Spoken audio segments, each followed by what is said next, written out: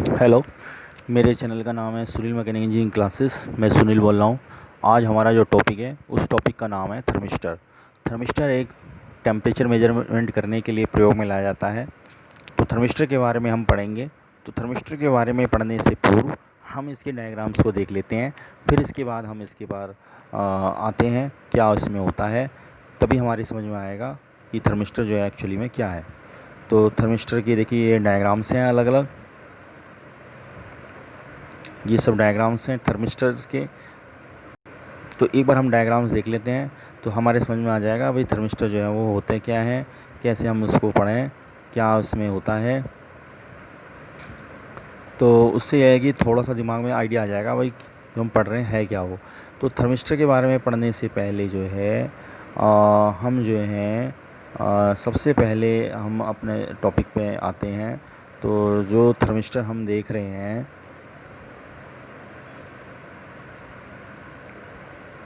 तो उसके लिए हम एक डायग्राम को देखते हैं। इसके लिए सबसे पहले तो उस डायग्राम में हम इसमें क्या देख रहे हैं कि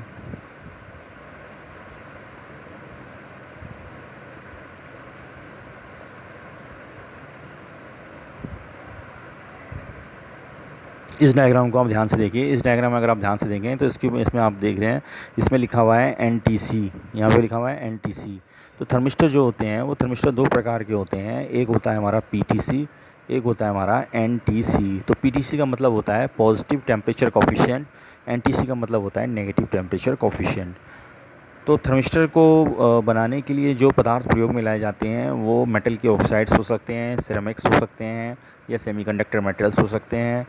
तो जो भी हैं इन मेटल के, मान लीजिए मेटल के ऑक्साइड्स हैं तो निकल वगैरह इस मेटल का हम इस्तेमाल करते हैं। निकल, मैंगनीज़, कोबाल्ट वगैरह हो गया, उनके ऑक्साइड्स लेते हैं। ऑक्साइड लेने के बाद उसको हम क्रश करते हैं, यानी कि उसको पीसते हैं। पीसने के बाद चूरा बनाते हैं, पाउडर बनाते हैं। पाउडर बनाने के बाद उसको एक डाई के अंदर रखते हैं। डाई के अंदर रखने के बाद उसको हीट करते हैं। हीट करने के बाद उस पर प्रेशर लगाते हैं। तो उससे जो क्या होता है कि अलग अलग जिस तरह की डाई की शेप होगी उसी तरह का हमारे पास थर्मिस्टर बन के आ जाएगा। तो जिस तरह की डाई होगी उसी तरह का थर्मिस्टर हमारे पास बन के आ जाएगा। तो इसलिए थर्मिस्टर को बनाने के लिए हम जो है इस प्रोसेस का इस्तेमाल करते हैं। ये पाउडर मेटलर्जी की टेक्निक है। धातु का चूर्ण जो तकनीक है इसका इस्तेमाल करते हैं। इसको में जो प्रोसेस है, इस प्रोसेस का नाम जो है वो सिंटरिंग होता है। सिंटरिंग प्रोसेस के द्वारा हम इसका निर्माण करते हैं, मैन्युफैक्चरिंग करते हैं। तो ये मैंने आपको बताया है। अब हम इसके बाद जो है अपना जो थ्योरी है उसके बारे आ जाते हैं। अब आपको थोड़ा सा समझ में आ गया होगा। तो जो थर्मिस्टर्स होते हैं, थर्मिस्टर्स में जैसे कि नाम है इसका थर्मिस्टर, इसका दूसरा नाम होता है थर्मल नॉन मेटालिक रेसिस्टर, यानी ऊष्मा अधात्विक प्रतिरोधक। तो थर्मिस्टर के लिए हम एक फार्मूला इस्तेमाल कर रहे हैं। इसका कैलिब्रेशन यानी अंशांकन करना होता है। तो उसके लिए जो इस फार्मूला इस्तेमाल करते हैं, प्रयोग में लाते हैं, वो है R=R0 e⁻β into 1/T0 - 1/T। तो इसमें क्या होता है कि T0 टेम्परेचर पर जो रेसिस्टेंस होता है वो R0 होता है, और T टेम्परेचर पर जो रेसिस्टेंस होता है वो R होता है। ठीक है। इसके अलावा अगर आप इस फार्मूले को ध्यान से देखें तो इसमें आप क्या देख सकते हैं कि इसमें देखिए R पता है आपको, R0 पता है आपको, T0 पता है, तो T आप यहाँ से निकाल सकते हैं। तो थर्मिस्टर जो होते हैं, थर्मिस्टर का जो प्रयोग करते हैं हम, तो उसमें जो फार्मूला है इसमें बीटा और रह गया। बीटा की जो वैल्यू होती है वो 3400 से लेकर 4600 तक होती है। तो इसके द्वारा हम कैलिब्रेशन करने के लिए हम इस फार्मूले को इस्तेमाल करते हैं, प्रयोग करते हैं। तो थर्मिस्टर का जो प्रयोग है वो हम टेम्परेचर को सेंस करने के लिए, अभिग्रहण करने के लिए प्रयोग करते हैं। तो थर्मिस्टर जो है वो रेसिस्टेंस में परिवर्तन के आधार पर कार्य करता है। तो थर्मिस्टर में जो मैंने बताया आपको निर्माण कैसे करते हैं, सिंटरिंग प्रोसेस के द्वारा निर्माण करते हैं उसका। यानी उसमें हम सेमीकंडक्टर मटेरियल ले सकते हैं, अर्धचालक पदार्थ ले सकते हैं, सिरेमिक्स ले सकते हैं, या मेटल के ऑक्साइड्स ले सकते हैं। इन सबको हम क्रश करते हैं, यानी चूरा बनाते हैं, पाउडर बनाते हैं। पाउडर बनाने के बाद जो है एक डाई के अंदर रखते हैं। डाई के अंदर रखने के बाद उसमें उसको हीट करते हैं। हीट करने के बाद जो है डाई को हीट करने के बाद उसमें प्रेशर भी लगाते हैं साइमल्टेनियसली, यानी उसी समय, एक ही समय। तो उससे क्या होता है कि जिस तरह की शेप डाई की होती है उसी तरीके का थर्मिस्टर का शेप बन के आ जाता है हमारे पास। तो थर्मिस्टर में जो हम सिद्धांत यानी प्रिंसिपल का प्रयोग करते हैं वो ये है कि जब टेम्परेचर बढ़ता है, जब तापमान बढ़ता है, तो रेसिस्टेंस यानी प्रतिरोध जो है वो घट जाता है। उल्टा होता है इसमें। और जब तापमान घटता है तो रेसिस्टेंस यानी प्रतिरोध जो है वो बढ़ जाता है। ठीक है ना, उल्टा होता है। यानी रेसिस्टेंस और टेम्परेचर में ये इन्वर्स रिलेशनशिप होती है। रेसिस्टेंस घटेगा, मतलब सॉरी, टेम्परेचर घटेगा तो रेसिस्टेंस बढ़ेगा, टेम्परेचर बढ़ेगा तो रेसिस्टेंस घटेगा। यानी टेम्परेचर के बढ़ने पर रेसिस्टेंस घटेगा, टेम्परेचर के घटने पर रेसिस्टेंस बढ़ेगा, उल्टा। इस डायग्राम के थ्रू आप देख सकते हैं। यहाँ पर रेसिस्टेंस आ रहा है वाई एक्सिस पर, टी जो है वो एक्स एक्सिस पर है, एन टी सी है, नेगेटिव टेम्परेचर कोफिशिएंट है। तो आप देख रहे हैं जैसे जैसे हमारा इसमें टेम्परेचर बढ़ रहा है, रेसिस्टेंस जो है वो इस तरीके से नीचे की तरफ घट रहा है। तो यानी थर्मिस्टर का प्रतिरोध तापमान बढ़ने पर घटता है और थर्मिस्टर का प्रतिरोध तापमान घटने पर बढ़ता है। तो नेगेटिव टेम्परेचर कोफिशिएंट हिंदी में बोलते हैं इसको ऋणात्मक प्रतिरोध ताप गुणांक, एनटीसी। थर्मिस्टर जो है वो एनटीसी होते हैं, नेगेटिव टेम्परेचर कोफिशिएंट वाले होते हैं, यानी ऋणात्मक प्रतिरोध ताप गुणांक वाले होते हैं। तापमान बढ़ने पर थर्मिस्टर का जो प्रतिरोध है वो घटता है, यानी वो बहुत अधिक घटता है, और तापमान घटने पर जो प्रतिरोध है थर्मिस्टर का वो बहुत अधिक बढ़ता है। इसलिए तापमान के बहुत सूक्ष्म परिवर्तनों को हम इसके द्वारा माप सकते हैं। जब हमें तापमान के बहुत सूक्ष्म परिवर्तन को मापना होता है तो हम रेसिस्टेंस थर्मोमीटर या थर्मोकपल का प्रयोग नहीं करते, हम थर्मिस्टर का प्रयोग करते हैं, क्योंकि थर्मिस्टर के द्वारा ही हम तापमान के बहुत सूक्ष्म परिवर्तन को माप सकते हैं। रेसिस्टेंस थर्मोमीटर या थर्मोकपल के द्वारा नहीं माप सकते, थर्मोकपल के द्वारा नहीं माप सकते। थर्मिस्टर की जो संवेदनशीलता होती है, सेंसिटिविटी होती है, वो बहुत हाई होती है, हाई उच्च कोटि की होती है। इसके द्वारा जो है हम एक्यूरेट टेम्परेचर मेजरमेंट में इसका इस्तेमाल करते हैं, परिशुद्ध तापमान मापन में इसका प्रयोग करते हैं। इसकी जो सीमा होती है तापमान नापने की वो -100 डिग्री सेल्सियस से 350 डिग्री सेल्सियस तक होती है। थर्मिस्टर की जो प्रतिरोधकता होती है वो 0.5 से लेकर 1 ओम मीटर तक होती है, और इसका जो इसमें हम 0.1 से लेके 1000 ओम मीटर तक भी हो सकती है। इसका जो कंस्ट्रक्शन होता है उसमें क्या होता है कि इसमें हम सिंगल क्रिस्टल अर्धचालक, सिंगल क्रिस्टल सेमीकंडक्टर का इस्तेमाल करते हैं, जिसमें कि हम निकल, कोबाल्ट, मैंगनीज, जर्मेनियम का हम उसको पाउडर करते हैं, पाउडर लेते हैं, यानी वही क्रश करने के बाद पाउडर बनाते हैं। पाउडर बनाने के बाद उसको उसमें डाई में रखते हैं, डाई को हीट करते हैं, हीट करने के बाद प्रेशर लगाते हैं, प्रेशर लगाने के बाद उसमें जिस तरह की डाई होगी उसी तरह की शेप इसकी बन जाती है। तो इसको हम सिंटरिंग प्रोसेस बोलते हैं। तो प्रतिरोधकता अधिक होने के कारण जो है इसका आकार, क्योंकि इसकी रेसिस्टिविटी अधिक होती है तो इसका आकार जो है वो छोटा होता है।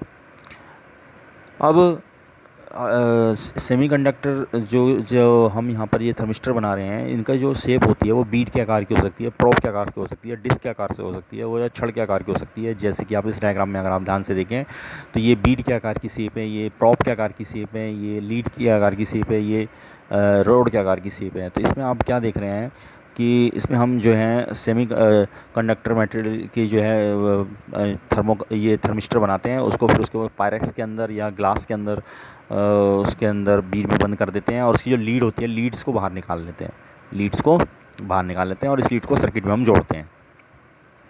तो पहले वाला जो डायग्राम देख रहे हैं आप, ये वाला, ये बीड है, ये बीड है जिसका बीड डायमीटर जो है, बीड का व्यास जो है 0.15 mm से लेके 1 mm तक है, और ये प्रोब है, इसका इस्तेमाल हम लिक्विड का टेम्परेचर मेजरमेंट करने में करते हैं, किसी द्रव का तापमान मापन करने में करते हैं। ये लीड है, ये डिस्क है, और ये रोड टाइप में जो थर्मिस्टर हैं वो होते हैं।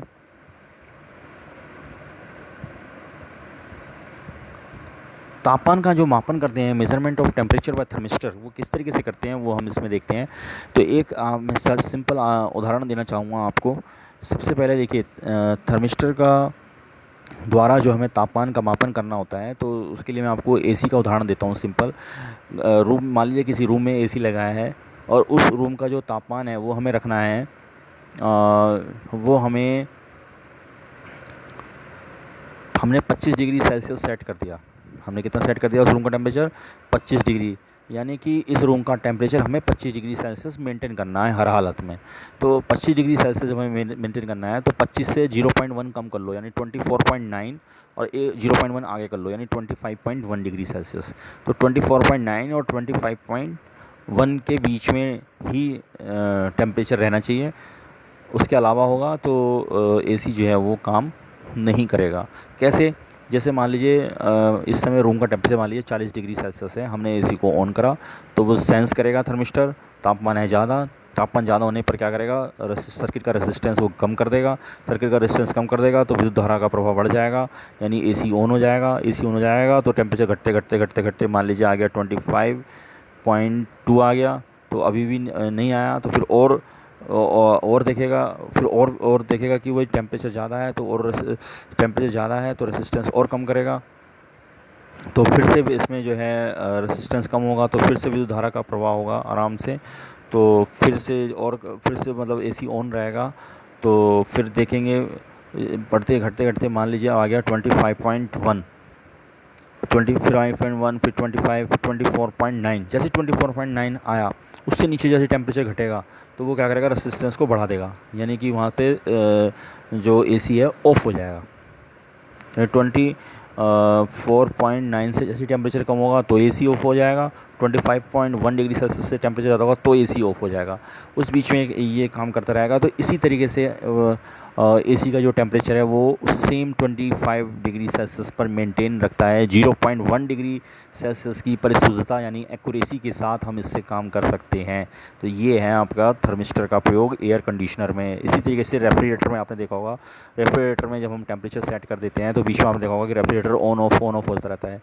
जब रेफ्रिजरेटर के अंदर का टेम्परेचर ज़्यादा हो जाता है, जो ज़्यादा कम हो जाता है तो वो अपने आप बंद हो जाता है। जब देखते हैं कि रेफ्रिजरेटर में जो गर्मी ज़्यादा है तो उसमें लग रहा है कि खाने पीने का सामान ज़्यादा रख दिया है तो उसमें टेम्परेचर ज़्यादा हो गया है, तो वो फिर अपना उस हिसाब से टेम्परेचर को सेंस करता है और ऑन हो जाता है।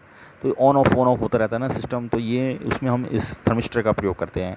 तो डिजिटल थर्मोमीटर में हम इसका इस्तेमाल करते हैं थर्मिस्टर का, रेफ्रिजरेटर में, एयर कंडीशनर में, और ऑटोमोबाइल्स में, या कूलेंट का CNC मशीन्स में ऑयल का टेम्परेचर, कूलेंट का टेम्परेचर नापने में यूज़ करते हैं। 3D प्रिंटर्स होते हैं आजकल, 3D प्रिंटर्स में हम इस्तेमाल करते हैं जिसके द्वारा मूर्तियाँ वगैरह बनाई जाती हैं। 3D प्रिंटिंग टेक्निक होती है, उसमें चालकता के मापन में प्रयोग करते हैं। हाई फ्रीक्वेंसी पर पावर के मेजरमेंट में करते हैं, द्रव्यों के प्रभाव में करते हैं, दाब के मापन में करते हैं। तो प्रभाव इसका जो कि इसमें ये सर्किट है, सर्किट को अगर आप ध्यान से देखें तो इस सर्किट को अगर आप ध्यान से देखें तो इसमें क्या होता है कि जैसे wheat stone circuit bridge circuit है तो उसमें एक रेसिस्टेंस की जगह हम एक थर्मिस्टर लगा देते हैं, बाकी में तो R1 R2 R3 3 रेसिस्टेंस लगे रहेंगे, और एक ये स्लाइडर लगा रहता है, रियोस्टैट होता है। तो रियोस्टैट में स्लाइडर लगा रहता है। रियोस्टैट क्या होता है, रियोस्टैट एक सिलेंड्रिकल इक्विपमेंट होता है जिसमें कि रेसिस्टेंस को, उसमें स्लाइडर लगा रहता है, उसको आगे पीछे सरका के जो है प्रतिरोध जो है हम घटा बढ़ा सकते हैं सर्किट का। तो जब हम जैसे मान लीजिए सर्किट में जो है थर्मिस्टर में टेम्परेचर को मेज़र कर रहा है, मान लो टेम्परेचर मेज़र कर रहा है, थर्मिस्टर का जो प्रतिरोध है वो घट गया, तो उस हिसाब से हम स्लाइडर जो है वो मूव करना स्टार्ट कर देता है ताकि ब्रिज को संतुलन में लाया जा सके। तो उस हिसाब से हमें रीडिंग मिलती रहती है, ठीक है। मान लीजिए थर्मिस्टर का प्रतिरोध जो है वो बढ़ गया तो उस हिसाब से फिर से हम स्लाइडर को मूव कराएंगे और उसको जितना बढ़ाया उसको नल कंडीशन में लाएंगे, तो उस हिसाब से हम ये स्लाइडर को मूव कराते रहते हैं। तो इसमें हम जो फार्मूला इस्तेमाल करते हैं ये वाला इक्विलिब्रियम के लिए, S/R1 = R2/R3, तो S = R1 × R2/R3, तो ये हम थर्मिस्टर का प्रतिरोध की गणना इस तरह इस फार्मूले से हम कर सकते हैं। तो जैसे हमने ये सर्किट बनाया है, मान लीजिए बराबर में ये बना हुआ है, ये वाला सर्किट बना हुआ है, तो इस सर्किट में आप देख रहे हैं कि ये वेरिएबल रेसिस्टेंस है यानी रियोस्टेट है, ये थर्मिस्टर है, ये माइक्रो एमीटर लगा हुआ है, माइक्रोमीटर नहीं माइक्रो एमीटर, ये बैटरी लगी हुई है। तापमान के रूप में हम इसको टेम्परेचर के रूप में हम माइक्रो एमीटर को कैलिब्रेट कर लेते हैं ताकि जो हमें डायरेक्ट आंसर मिले वो टेम्परेचर के टर्म में मिले, हमें कोई पेंसिल कैलकुलेटर नहीं लेके बैठना है। इसमें हम ये देखते हैं कि जब तापमान में मान लीजिए 0.1 डिग्री सेल्सियस या 1 डिग्री सेल्सियस का परिवर्तन आता है तो उसके अकॉर्डिंगली करंट में जो कितना परिवर्तन आता है उसको हम टेबल बना लेते हैं 50-100 रीडिंग की, उसके हिसाब से हम कैलकुलेशन कर लेते हैं। तो इस तरीके से हम कैलकुलेशन करते हैं।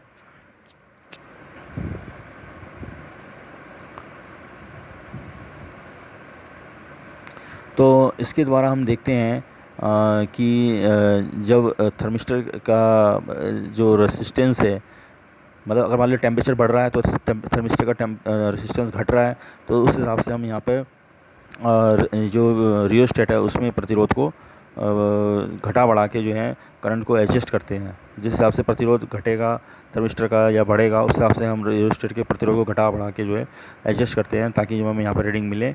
और जो इतनी रीडिंग मिलनी है उसको डायरेक्ट कैलिब्रेट कर लेते हैं, तो हम उसको डिजिटल रीडिंग भी हम यहाँ से ले सकते हैं।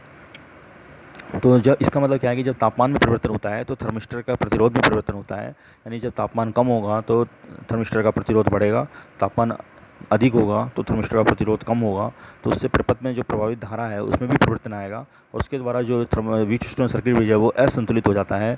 तो ब्रिज का जो असंतुलन हो है उसको हम जो हमारे पास थर्मोस्टेट है उसके स्लाइडर की स्थिति में परिवर्तन करके उसको हम संतुलित कर लेते हैं। तो स्लाइडर की नई स्थिति जो है वो तापमान परिवर्तन की माप होती है।